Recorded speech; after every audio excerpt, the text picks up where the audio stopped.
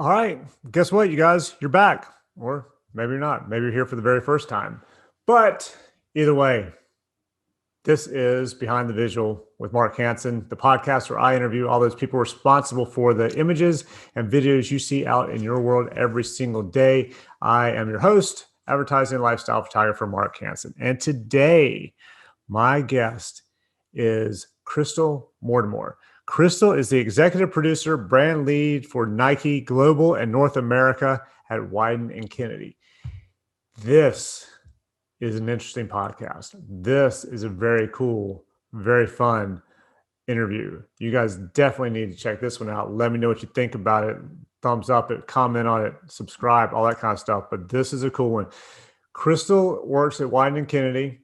She is on the Nike account, as I've already said, and she has worked with pretty much every major athlete you can think of, Kobe being a main one, Kobe Bryant.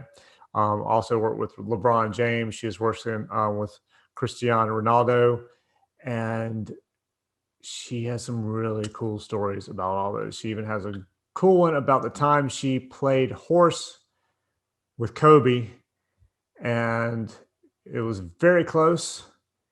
And maybe she won. You have to check that one out and find out exactly how that went. But great story. She also talks about the other thing she does, which is past life regression therapy. Very cool stories on that as well. Tells you a little bit about how she does the past life regression. Whether you believe it or not, I think listening to Krystle talk, you will start to believe it. And it's a very cool thing. I'm definitely going to sign up for this thing and do it myself. But she takes you back to past lives, and you figure out why you have some of the issues you have in your life today, why you might be so screwed up or anxious about something. Could have something to do with the life you lived before this one. So anyway, check it out. Let me know what you think. I think you guys are going to love this one, and I look forward to hearing all about it.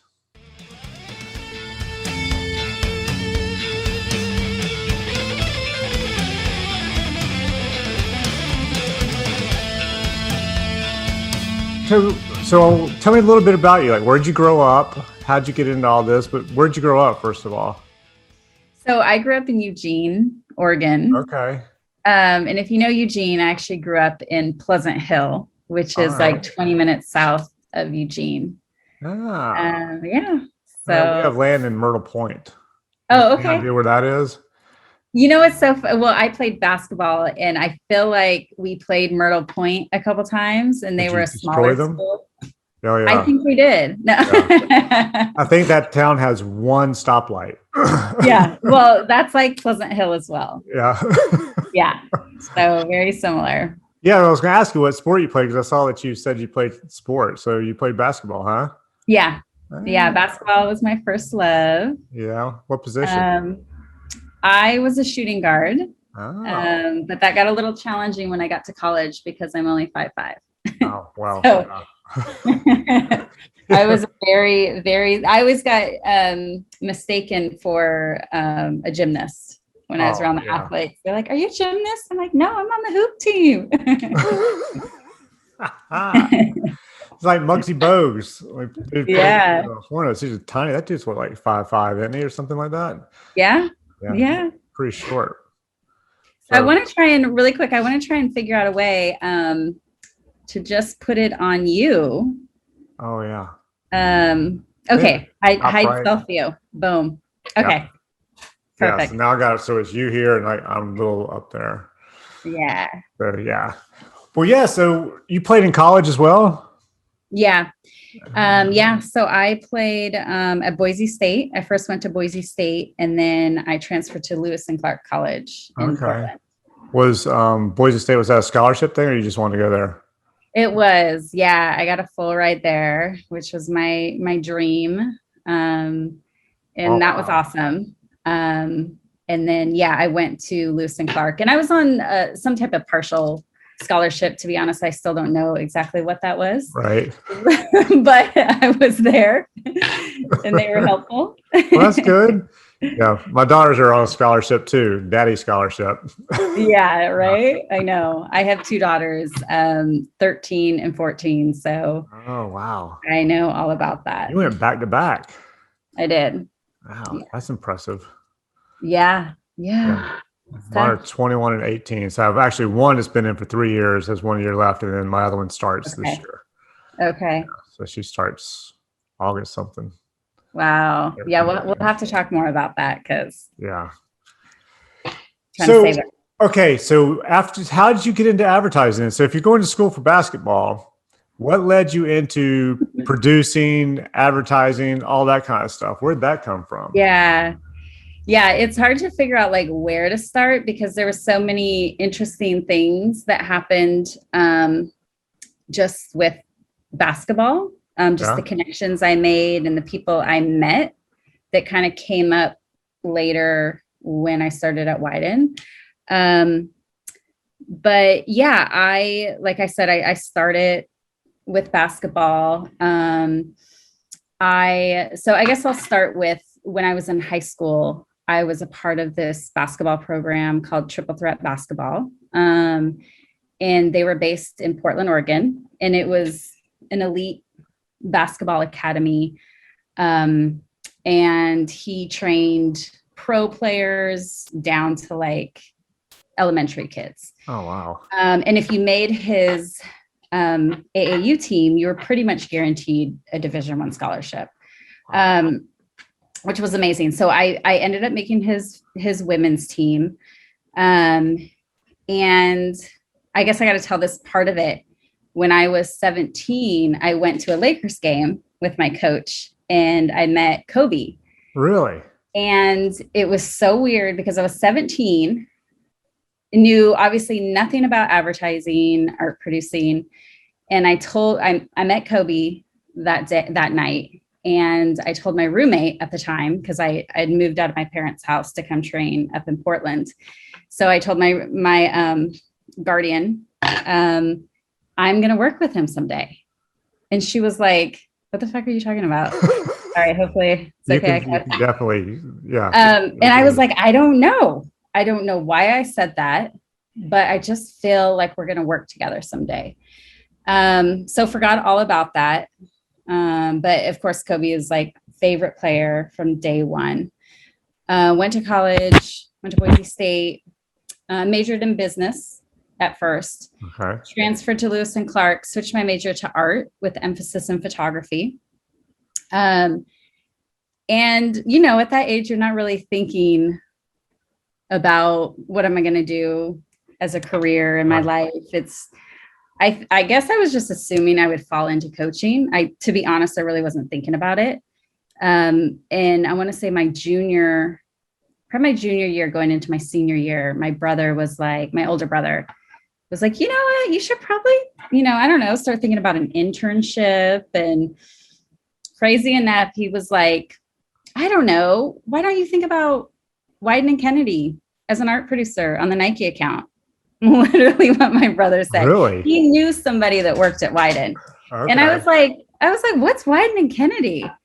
And he was like, they do all like the Nike commercials. And of course I had seen the Nike commercials. I just didn't put it together. Right. That it was Wieden and Kennedy.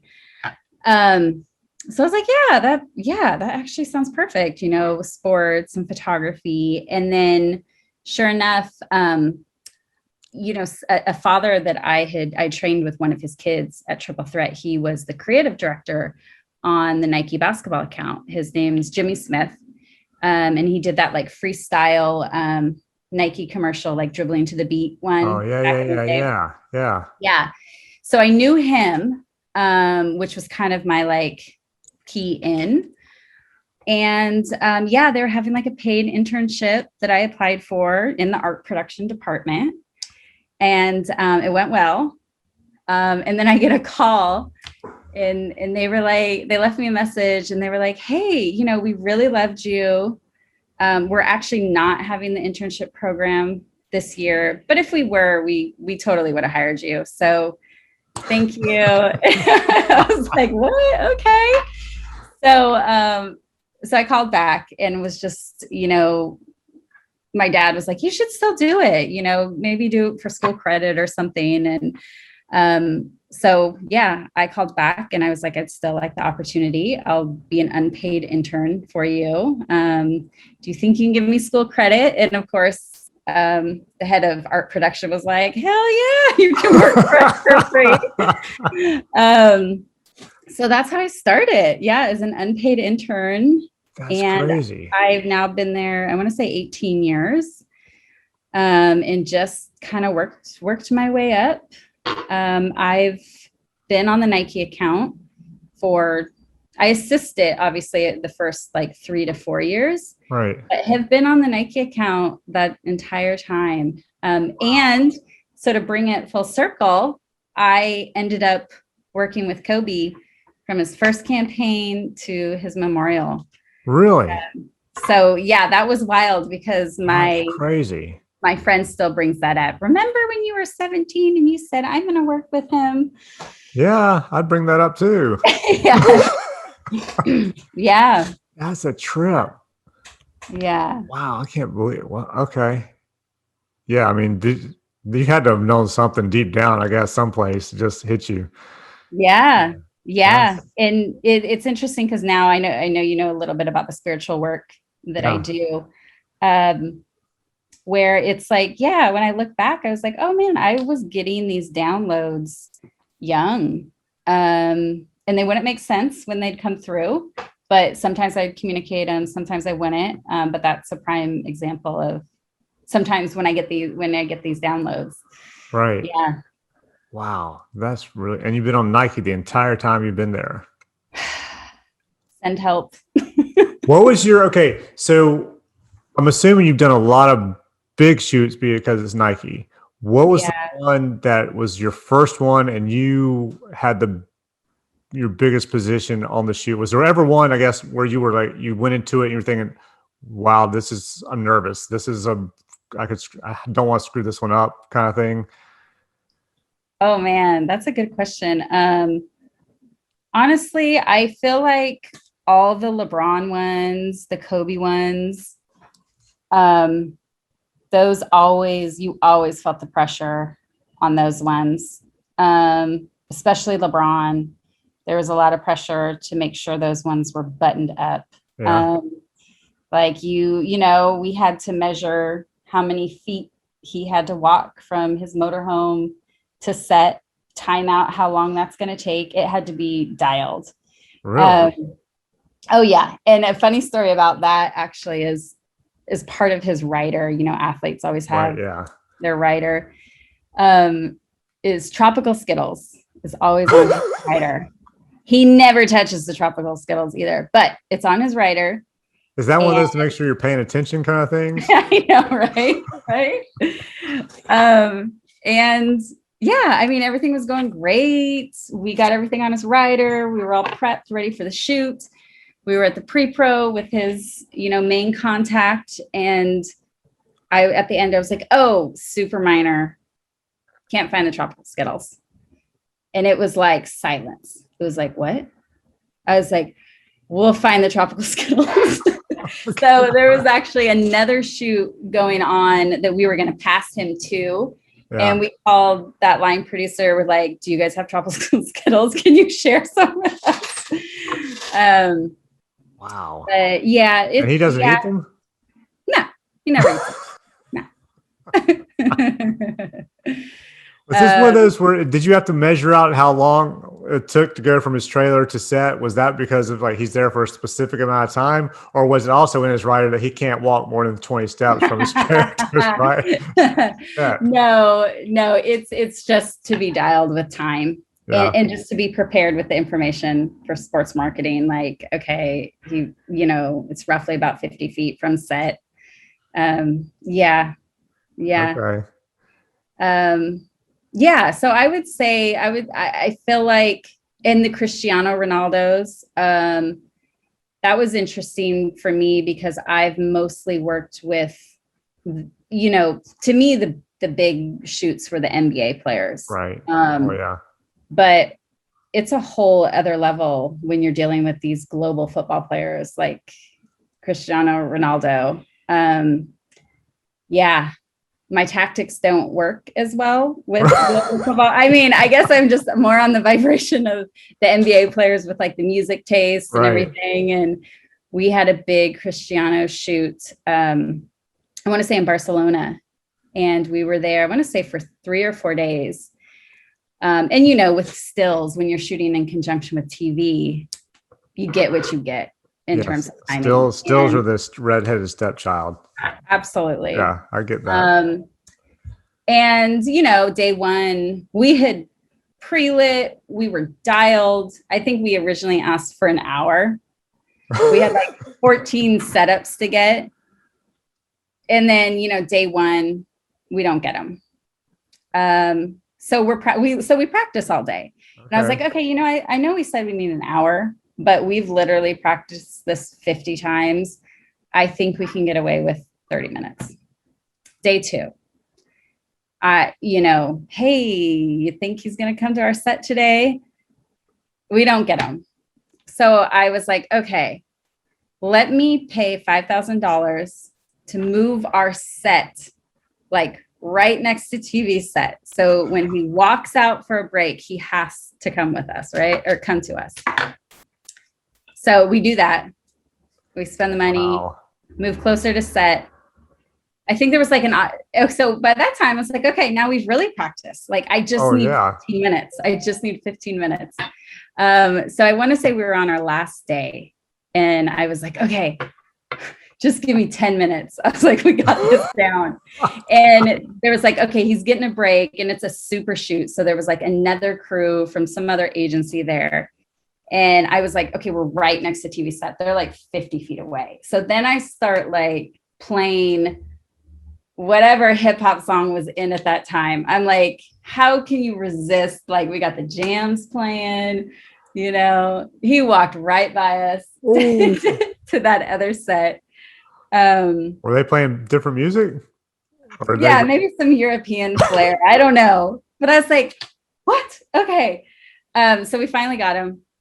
And they were like, nobody speaks to Cristiano. And I was like, well, I'm going to speak to Cristiano. I was going to say, somebody's got to, don't they? Yeah, you know. So we get him. I think we got him for 2 minutes and 30 seconds. And but how many setups were you trying to do? we probably ended up doing like 7 or 8. Wow. But I will say, like he was hitting them. I was like, oh, I was impressed. I was like, wow. And we were dialed. We were going. And so after I went up to him to thank him, you know, and I don't even think I was on the same like frequency. Like this sounds funny, but I don't even know if he saw me as a manifested like human, because I went up to him to like shake his hand and he literally like went right by me. And I was like, damn. And my account person was like, I got that on film. So embarrassing. But oh wow. Yeah. Well, I have found, and I was hoping that was going to be the case with him, that these celebrities that have their picture taken a lot pretty much have it nailed. Because I've shot a few from whether it's musicians or race car drivers or whatever around here that you're set up, they come in and they just nail it. And you just in and out, where a model's going to take you an hour. Totally. Yeah, he was impressive. Like he was flipping up. And again, I'm more of a hooper, but he was doing where he was jumping up in the air and doing a scissor kick thing and landing on a pad. And it was just like beautiful. I was damn, all right, maybe we only need 2 minutes. That's pretty cool though. Okay, so that's impressive. So who haven't you worked with? Is there somebody that you want, because it sounds like you've worked with tons of the big names. Is there somebody that you want to work with that you haven't worked with? Oh, that's a good question. You know what? It's interesting. I have to admit, I feel like everything kind of happens for a reason. Like I definitely feel like I was brought to Wieden to work closely with Kobe. Yeah. And so I feel so honored. I worked with him his whole career. Like I'd always get so excited for his shoots. It always felt special to me. So when he passed, I honestly I've been, I don't know, I've been kind of bummed, and I don't know if anyone else has kind of taken the place in terms of like, oh, I'm really looking forward to shooting this person. Right. I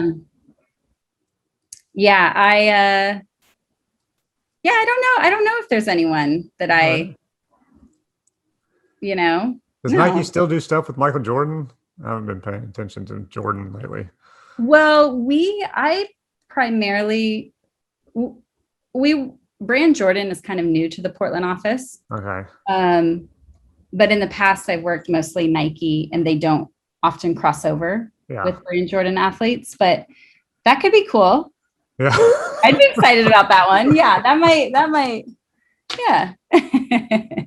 Yeah, I wasn't sure how that worked with him, because I know that he has his own thing, but I wasn't sure if it was like still worked with Nike some, or if it crossed over, or what was going on with that. So yeah. And I also feel like when you work with the Kobe's and the LeBrons, it's like, I don't know, these younger athletes, I'm like, little youngins, it's hard to get excited about them.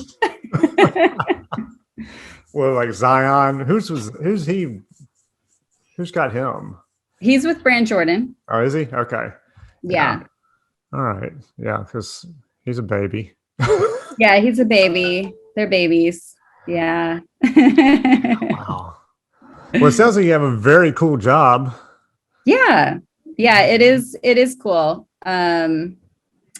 It's travel. Well, that's the thing. It's harder at this point in my life. It's harder to be traveling just with kids and their schedule. That I kind of pick and choose which shoots I travel on now. Oh, that's nice. Which is nice, as much as I can. So myself, so on the Nike account, we have an integrated production team.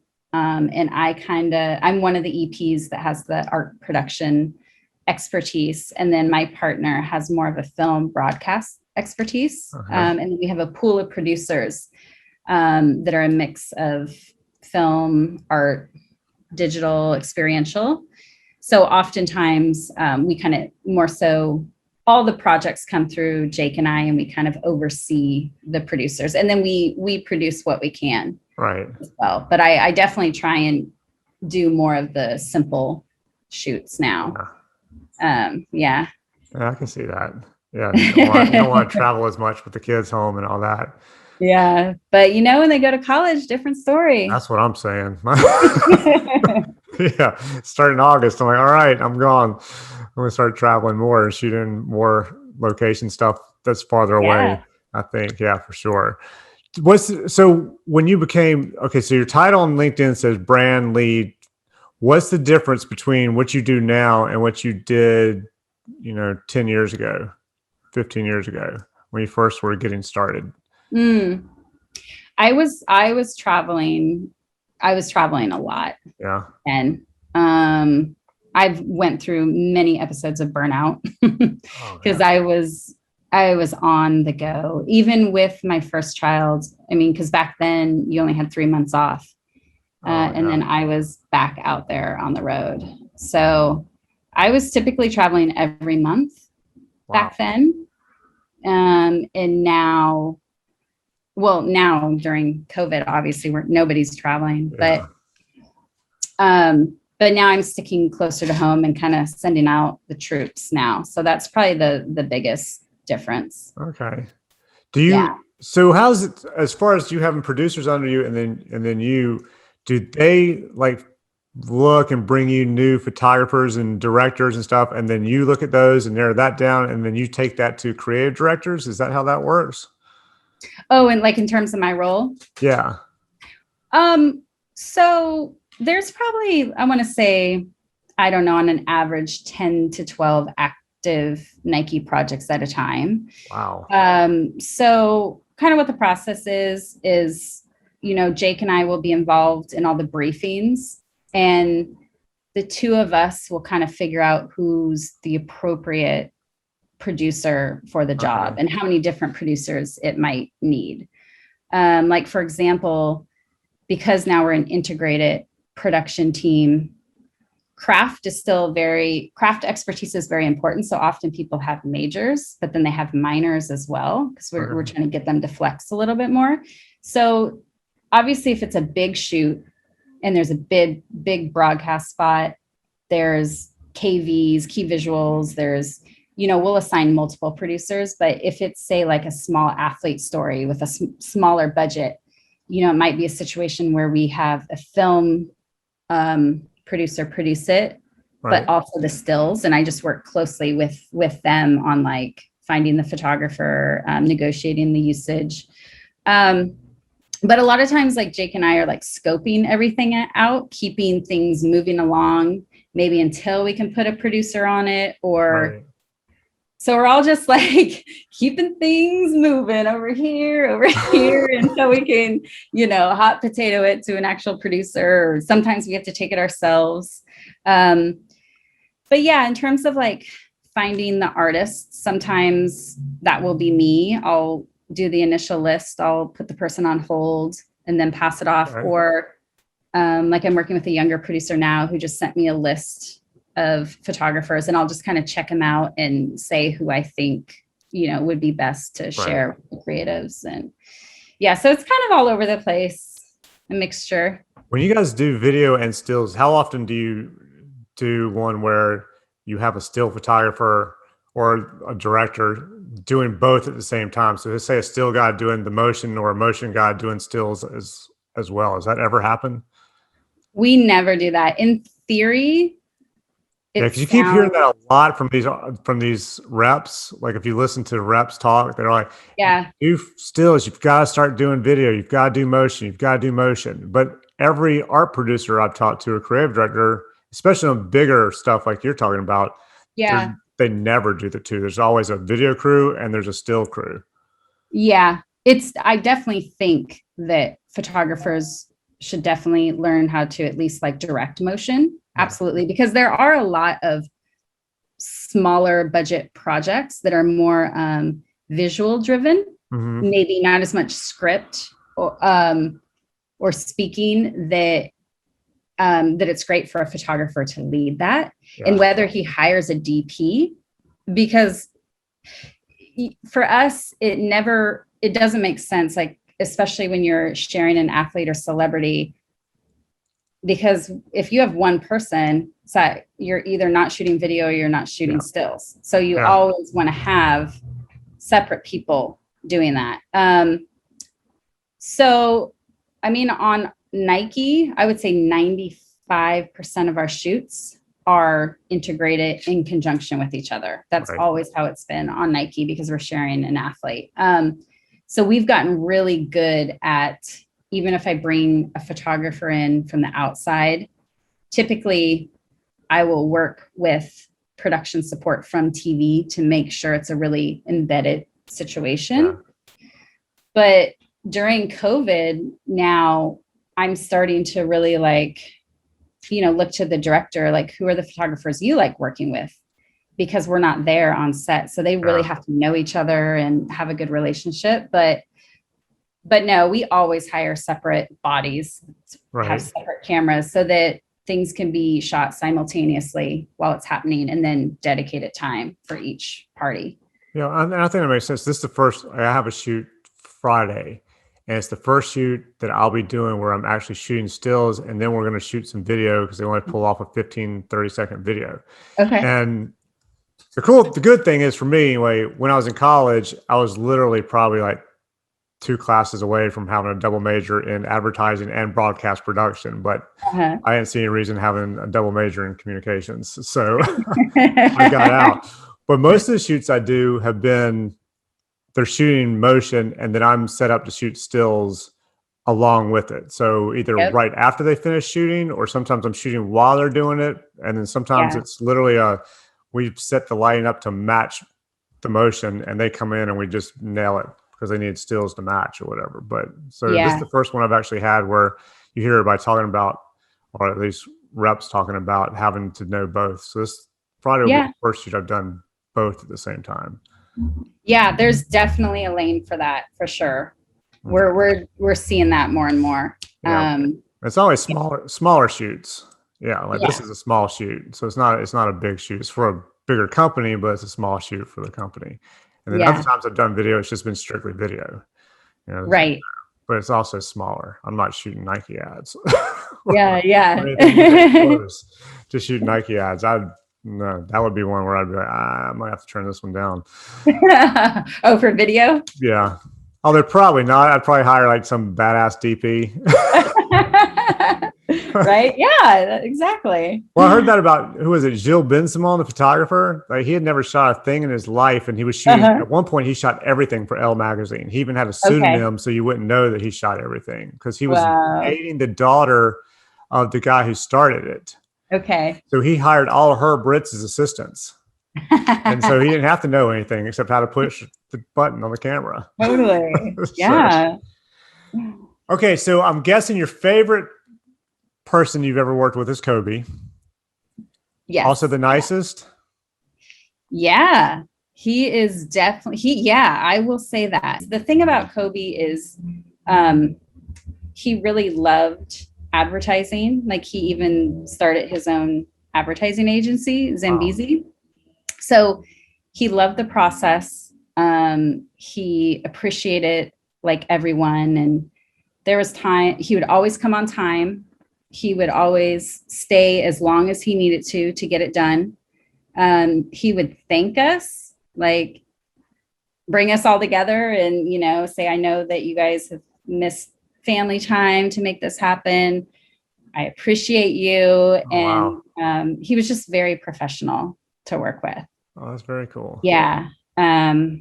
So yeah, I would say that he's definitely one of the nicest and most involved. Did he have any weird rider on his weird thing in his rider?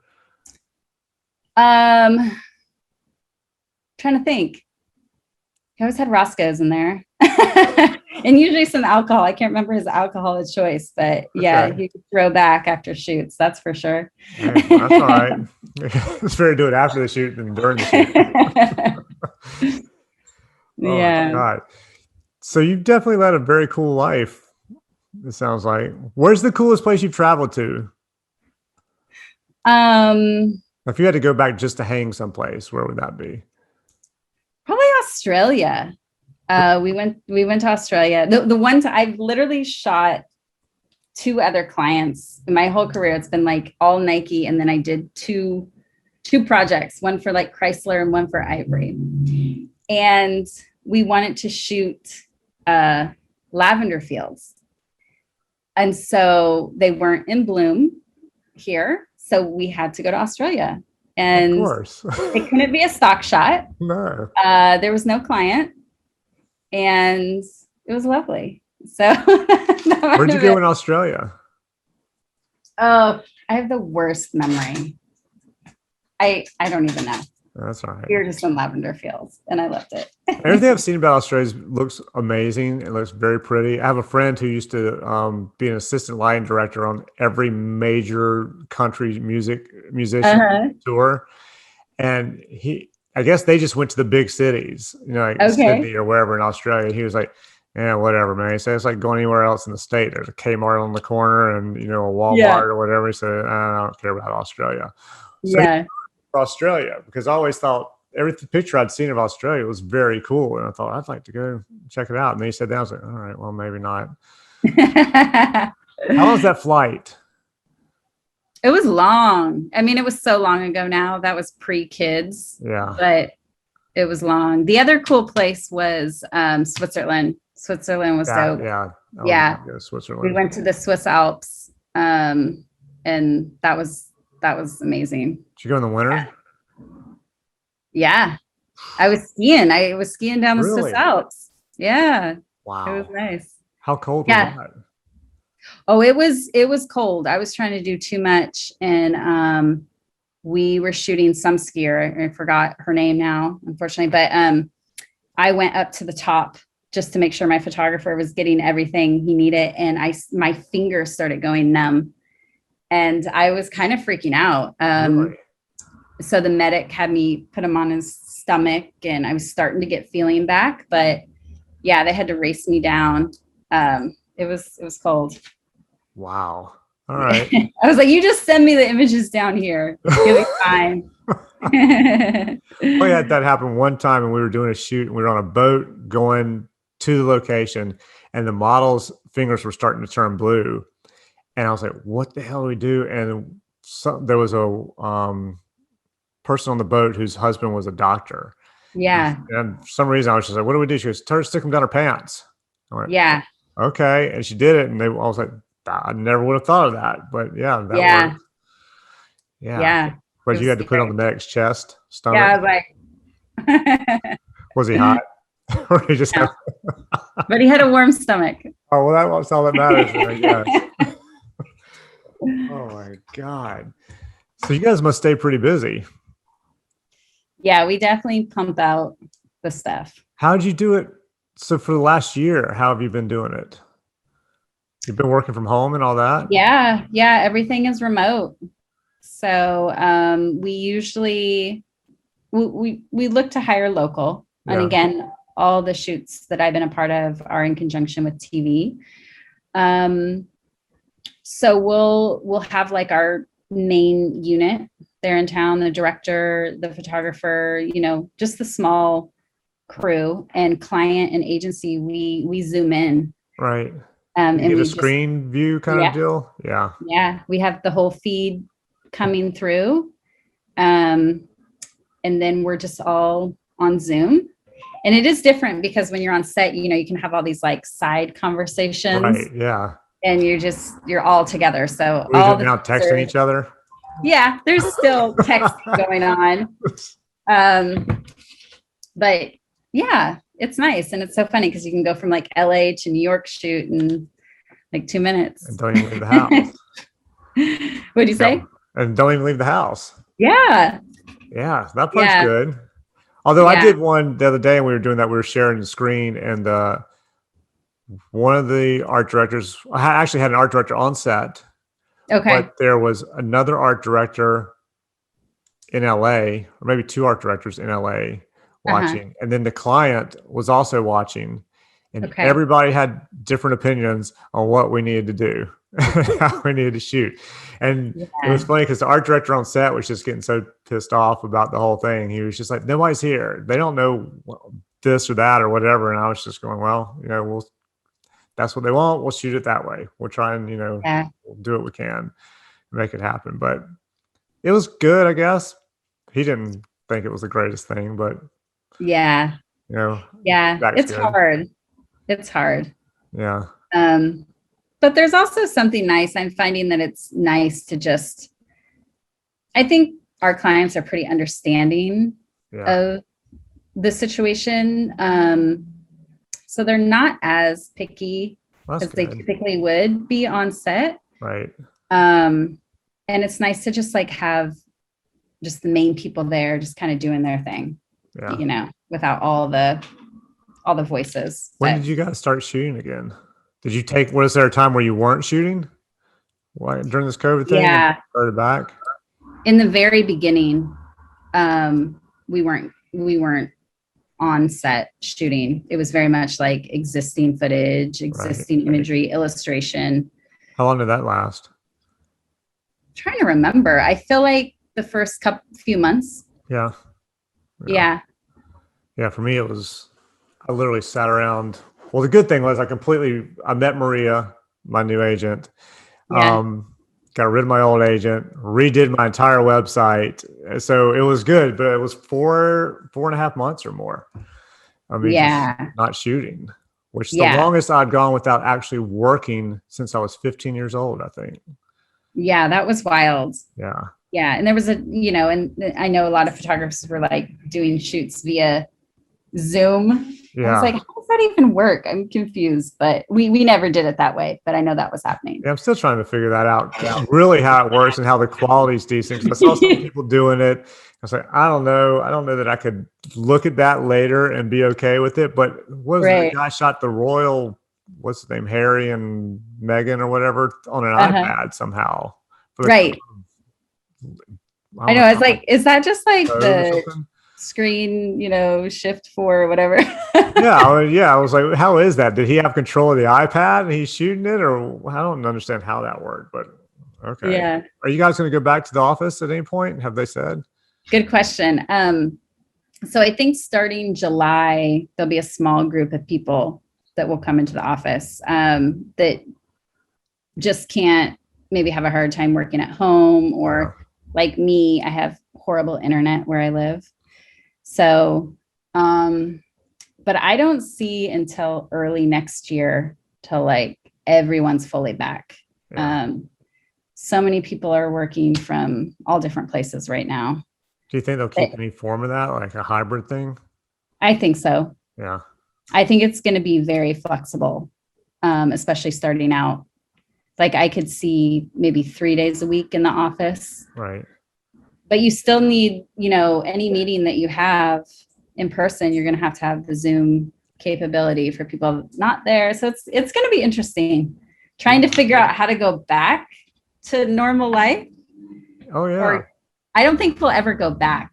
There'll be some, oh no, it's going to be weird. You're probably right. My wife, she's COO of an outpatient rehab for drug and alcohol abuse. They've been doing everything remote Zoom since, I guess the 13th was a Saturday, so the Sunday or Friday, Saturday. So like the 16th, 17th of March, of 2020. And they have been doing it up until now. They're still doing it, but they've decided that this week they're going to have a meeting where everybody in the building, or all the employees, are coming back to meet in person to do their normal in-person meeting. Yeah. And they're having problems getting people to come back in. So we're like, oh, I've got a doctor's appointment that day, or I got something else scheduled that day. And it's like, you're supposed to be I know. working. Seriously. It amazes me the number of people who will literally tell her, oh, today I am cooking this, and I just took my kid here, and I took, I'm doing this. I'm like, they're telling you that? She's like, yeah. I was like, I can't believe they have the balls to tell you that that's what they're doing when they're supposed to be working. Right. I know. It's like, tell me a good reason why you need me in the office. Then I'll come. Yeah, pretty much. She had somebody say, I can't because my housekeeper's coming that day, and I got to straighten up before the housekeeper gets here. Yeah. I don't know. People got a taste of freedom. They're like, yeah. So I don't know that works as an excuse for why I can't come into work. Yeah. Well, that's the other thing. We've proven that we're capable of working from home, so yeah, it'll be interesting. I have a friend who's a producer in New York, and she said she doesn't know that they'll ever go back. Yeah. They all need to meet in person. They'll, reserve a meeting room or something and go and do that. But mostly everybody will be working from home. Who knows if it ends up being that way, but I could see it. Yeah. I just money they could save. The companies could save. Yeah. It doesn't make sense to just drive in. Yeah. 30 minutes in, 30 minutes out, and sit in the building but I definitely miss the social part of it. Oh yeah. I struggle, like I said, with the internet is a real thing where I'm at. So I'll definitely be going in. Where do you live? I'm about 20 minutes out of Portland. Okay. Out I don't know if you've been to Portland, but like Savi's Island area. Yeah. Okay. Yeah. But I'm up in the hills and. But it's pretty. It's pretty, but trying to download a Getty image takes 5 hours. I like the wood thing going on in the background. Yeah, this is actually my office for my soul regression work. Oh. So I was like, let me come tell me about that. Okay. Yeah. When Maria told me about that, I thought, very cool. I told my wife about that. She about lost her mind. How cool it is. Yeah. I want to know about it, but the first question I want to ask before you tell me about it is, can you hypnotize people over Zoom? Wait, say that again? Do you do like a hypnotize people, hypnosis kind of thing? Can you do that over Zoom? Yes. Yes, I do remote and in person, and they're just as powerful. Because we tried it years ago. I think it was, I can't remember if we had just had our oldest daughter or if it was right before we had our oldest daughter. But we paid Sylvia. You know who Sylvia Brown is? I don't. I don't know. My wife was all into her reading her books. Well, she was Okay. coming to Charlotte. Well, not her. It ended up she sent somebody to Charlotte to do a past life regression thing. Oh, okay. My wife did it out like that. Like saw herself on a prairie, saw herself in Switzerland, saw herself sitting above her grandfather, listening to him and talking to him. Wow. You know what I did? I laid on a couch in a hotel room for an hour with my eyes closed, listening to some chick go down the escalator. Where are you? And I'm like, I'm here laying on a couch in a hotel room. I could not do it. I could not do it. Yeah. I wanted to because I was paying like $250 to do it. And this was like 1999, 2000. And I wanted to do it. I just could not. I don't know why. I just couldn't get it. Interesting. Yeah. Reason. Yeah. Yeah. It's definitely self-hypnosis. I haven't had any issues with anyone not going to a past life. I usually tell people, I'll give them like a practice induction just to get used to my voice. And then I just make sure they don't have much caffeine the night before or the day of. And I usually recommend like going on a walk because that will like calm the mind. But yeah, you should try it again.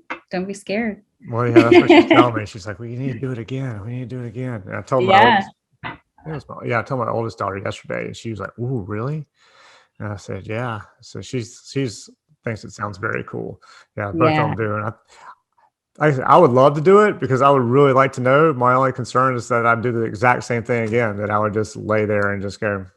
Yeah, I've had a couple people that are more like left brain individuals that are a little bit more analytical, where I'll do like a second induction. I'll do like a lengthier induction to really relax them, and just kind of remind them because like information can come through various ways. And usually people that are a little bit more analytical, it'll come through as thoughts.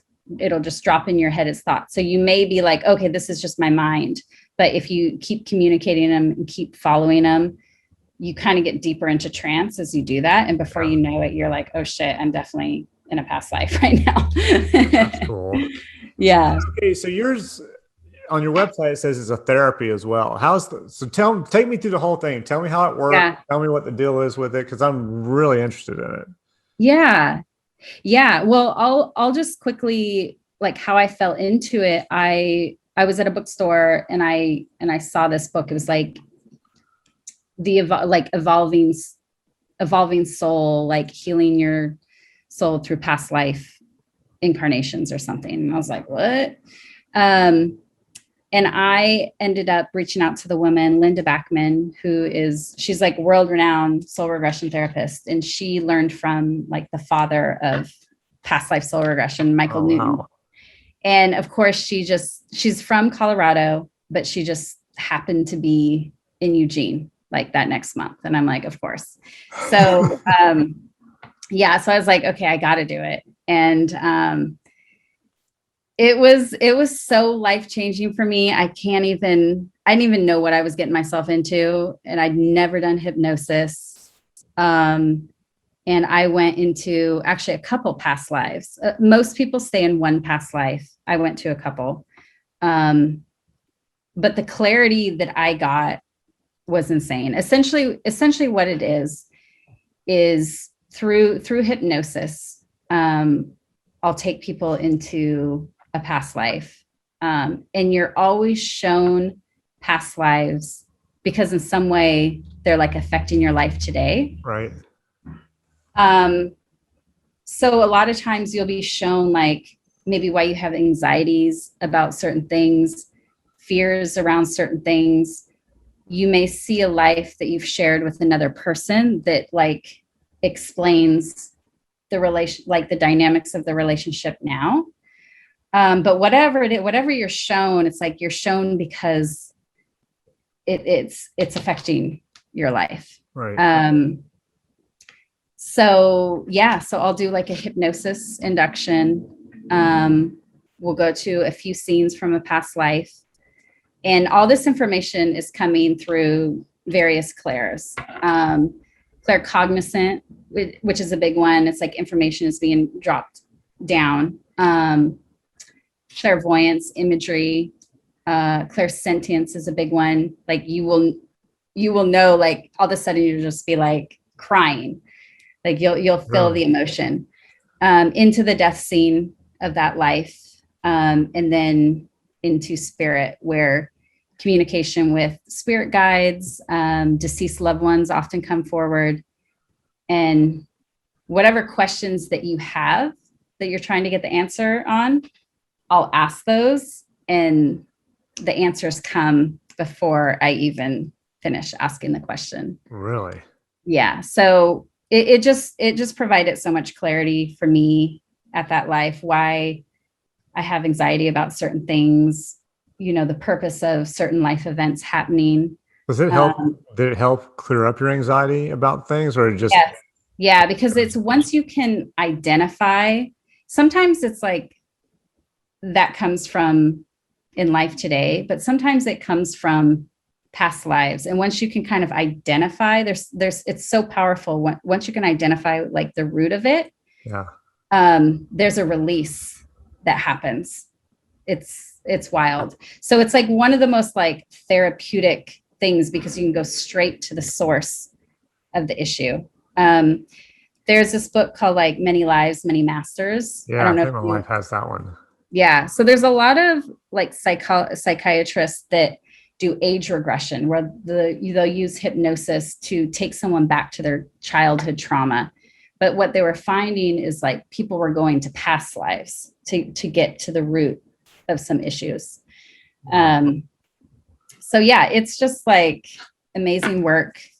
It's super transformative, and yeah, you should. How long have you been doing that? Couple years now. How did you learn to do it? Yes, I went through the training. Yeah. I flew to Colorado and trained with Linda. Okay. And then you have to do a certain amount of like practice sessions, and then write up a certain amount of like case studies, and then go through this certification process and stuff. But yeah. So I definitely do that. I try and do it every weekend. I have clients, but yeah, definitely a couple times a month. Is that where you out doing that? Is it tiring to you, or is it just some sessions? Some sessions, because you take on like the energy sometimes. Yeah. And that is the cool thing about this work. When you're under hypnosis, you're so relaxed, because people are often worried about if they see really intense situations. First, you're never going to be, everything that's shown is for your higher good. You need to be shown that. But there's this crazy separation that happens when you're under hypnosis, and you're totally awake and alert, clear. You remember everything. You're just super relaxed. So as you're viewing everything, as you're getting this information from your guides or your deceased loved ones, there's like an emotional separation from it. Okay. So, and it's often things like very emotional things that people, some of their questions that they have when they're in spirit, but they're answered, and you're in such a relaxed state that you can like have an open conversation just accept it, kind of a thing. Yeah, you can accept it, and the information can flow through perfectly. Yeah. I get that. My wife, she saw herself being burned at some point. She was living on she did like saw herself like 4 or 5 different lives, like one on the prairie, one in like Rome or Greece, and that's where she was burned and died. And there was one where she was Switzerland or someplace because she saw or Holland. She saw wooden shoes. Okay. And she was talking to her grandfather who died ahead of her, and he apologized for being an alcoholic and an asshole.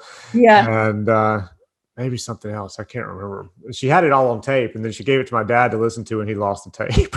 Yeah. Yeah. And then mine was just completely, I think they gave me a tape of something else because mine was just totally useless. There was no point in giving me my tape of me. Yeah, no, it's awesome because I've had multiple sessions where, clients will have really challenging relationships in life today with like one of their parents. And then they'll see a past life that they shared with that soul. And it explains so much. Like I'm thinking of one woman where she had lost her husband in a war in Spain. And that's what's cool is like, I was always horrible in history growing up. And then, clients will say specific years and locations, and I'll go and research it later. And I'm like, oh my God, they said it was this year. And usually people are pretty within, either they're spot on with the years or they're within like 10 years. Oh, wow. And the location. And anyway, her husband had died in the war. And after that, she just like basically just couldn't be a mom. Like she was just absent. And she couldn't be, the mother that her daughter needed. And she just kind of checked out, to be honest.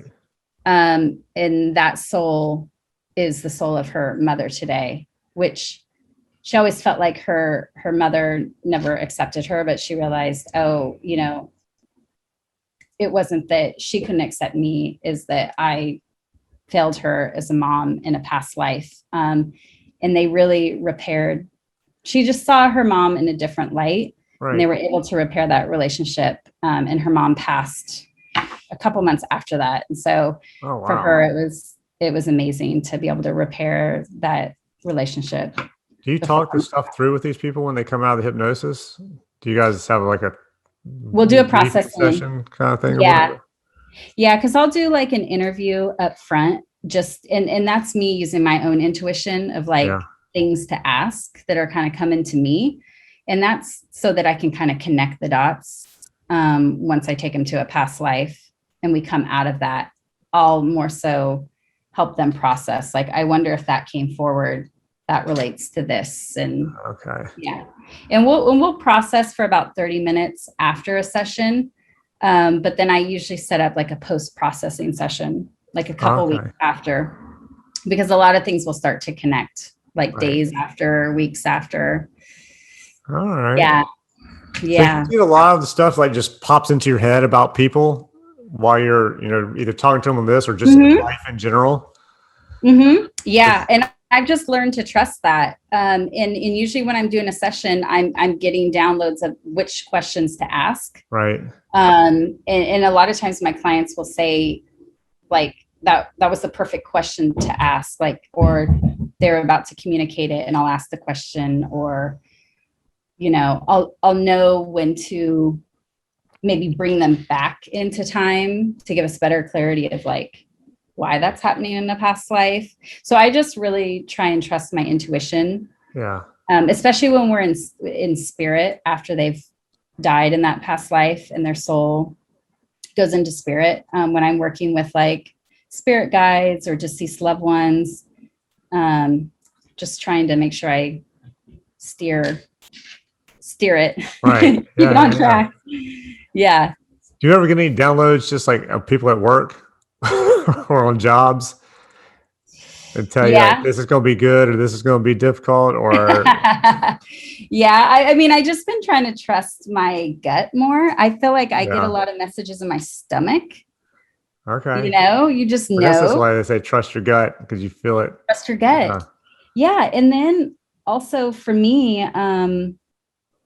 because what's happening, when you get into like a flow, you're in a calm state of mind. And that's often when the downloads come through. So for me, going on a drive, like exercising, I feel like I'm more inspired, or I can figure out things Right. a lot more when I'm in that space. So I've been just trying to apply that to work too. Like if I'm sitting here at my computer and I'm just like stuck, like how do I want to solve this production problem? Or like, who's the right artist for this? I'll just go on a drive and usually the information comes Oh, that's that cool. way.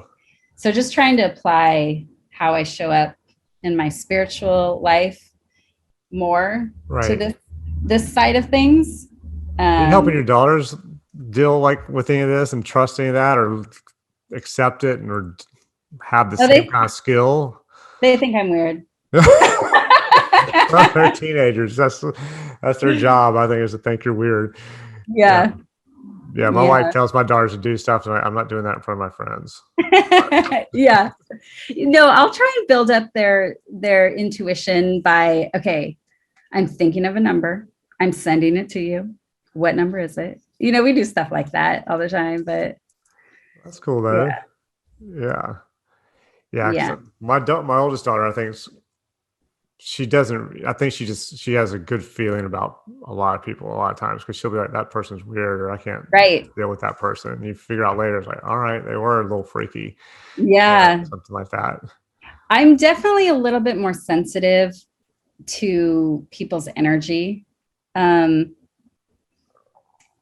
You know, when I'm working with a group of people, like our jobs are already hard enough as it is. Yeah. And so if you're working with not so nice people or people that have not so great energy, like I feel like it really affects me more than it used to. And maybe I'm just a little bit more sensitive to people's energy now, but yeah.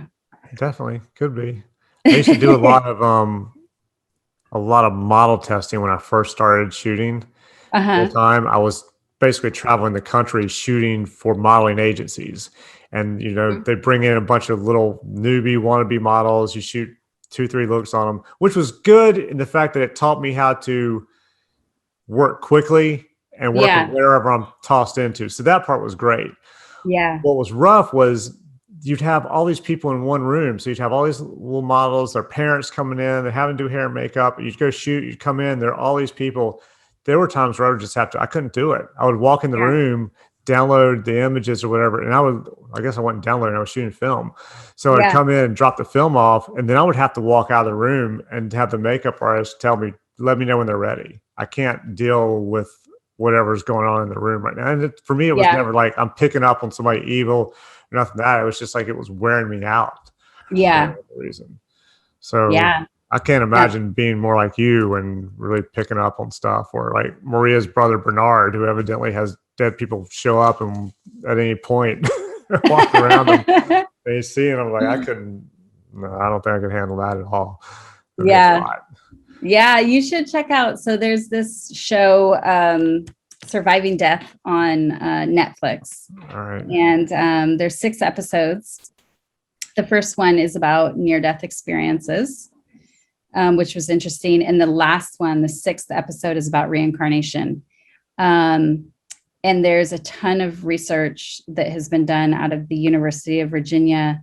It started with Ian Stevenson, and now Jim Tucker is continuing the work, but where they prove, you know, children that have experienced past lives. And usually like they remember these past lives their first few years and start forgetting like around age 7. Yeah, I'd heard that before. Yeah. But it's super interesting.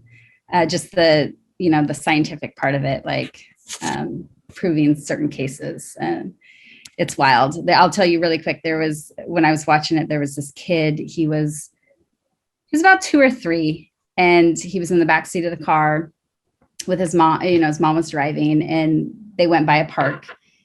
And he was like, oh, I used to love going to the park with my mom. And she was like, oh, you with me? And he was like, no, my other mom. You know, when I used to be in my other life, when I was Jalen Robinson. And she was like, wow. Okay. And he was like, but, you know, I was killed when I was 1.5 years. And she's like, okay. And she was like, well, what was your mom's name? And he's like, Washington. So that night she was like, okay, let me Google Jalen Robinson. Sure enough, 5 years prior to him being born, there was a kid, Jalen Robinson, in Brooklyn, who died when he was 18. His babysitter had killed him. The mom's name was like Kira Washington. Really? So she was like, what the fuck?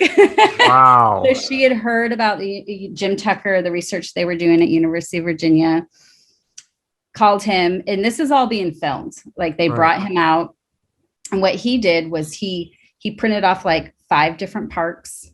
One of the parks was the park in Brooklyn that Jalen would go to as a kid. 5 different mothers, 5 different fathers, so on. And they're filming this, and he asks, which park was the park you went to? And the kid, without even thinking about it, was like, boom, boom, boom, 5 out of 5. Wow. It's so wild. That's a trip. Yeah, it's fascinating. All right, I'm definitely watching that. Yeah. I get it. I mean, there's certain places like I really like France. I like Paris. I feel comfortable there. And I don't know if it means I've had a past life there, because obviously I never found out. But yeah, I mean, I've always been into France, and Paris is a place where I just kind of like, it feels good here. Yeah. And usually, and a lot of times people that you meet where you're just like, I just met you, but I know you. Oh yeah. You know, you guys you probably shared a past life. Yeah. I always had a huge fear of getting in a car accident. There was multiple times with my ex where he would be driving, and I'd be so freaked out, pull over, get out the car, I'm driving. And I had, in my past life, I had died in a car accident. Oh, wow. My fiance was driving. I told him, slow his ass down. But it explains so much. And now it's just like that fear isn't as strong for me anymore, because I know where it comes from. But yeah, so many things it's helped me navigate. Yeah, it's very cool. Yeah, my wife is pretty sure she drowned in a past life, because she likes water, but she hates having her head underwater in any kind of way. Yeah. And then at our old house, she used to watch every time I would leave to go out of town, because when the girls were younger, I was traveling more. And she said every time I left, she just thought she was never going to see me again. Yeah. She would think the same thing about her dad. Her dad would be literally just late for dinner, and she would think he's dead. Yeah. Yeah. So I guess it's a past life thing on that too, I would assume. Yeah. But yeah, this has been very cool. Yeah. Thank you so much. Thank you. All right. I want to ask you one last question, then I'll let you go. Yeah. What's the strangest, most interesting, or most exciting thing that's happened to you, either at Wieden or with the past life regression thing? Either one. Okay. Well, or you can do one of each. I'm going to end on Kobe. Okay. Yeah. So, when it comes to shooting, it doesn't matter if you're an NBA star or a 5'5" female. And for years, I was talking shit to him. Every shoot, dude, I could get you in a game of horse. I can get you in a game of horse. And one time he was at Wieden. He showed up at Wieden. And I was like, we gotta play, and unfortunately I was in heels though that day, but I didn't slip. But it was wild. The hoop was like that big that day, and I could not miss. Really? I could not miss. And could he miss? He was missing. He was down 3 letters. And then like everyone is like starting to crowd. And I was like, oh my God, should I be nervous? Like, this is like for the NCAA championships. Like, and I started to get in my head a little bit. And he was down 3 letters, HOR, had 0, and he transformed. I saw the Black Mamba. And I was like, oh shit. He was like, I'm about to find your weakness. I was like, oh shit. Okay. So he like did a left-handed hook. And I was like, that's my shit, dude. That was like my thing. Did a left-handed hook. He went behind the backboard.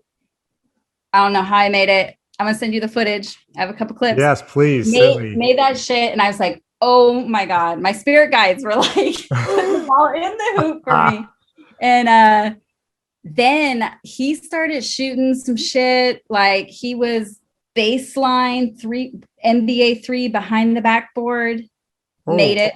I was like, first I was pissed because I'm like, let's shoot straight up, like not the trick shots. But then I'm like, oh my God, you're making this. That's unbelievable. NBA 3 off the backboard straight on. Then he was shooting left-handed. And he got me by one letter. Really? And I didn't talk for like a week. I was so mad. I was in my feelings, but that was probably the coolest thing. That was the best experience. Okay, that's very at Wieden. Yeah. Yeah, send me that video. I want to see that. Yeah, I definitely want to see that. Oh, wow. Yeah, that would stick with you forever, I would think. Yeah. To only lose by one. Yeah, that would make me mad too. Yeah, I know because I was that close to being on Sports Center, right? Exactly. Yeah, you would have been on Sports Center too if you had beat him. In heels. Yeah. Wow. Well, God, Krystle, thank you. This was really cool. Yeah, thank you so much. I enjoyed it. So cool you're doing this. Yeah, thanks for agreeing, and thanks to Maria for hooking us up. Yeah, definitely.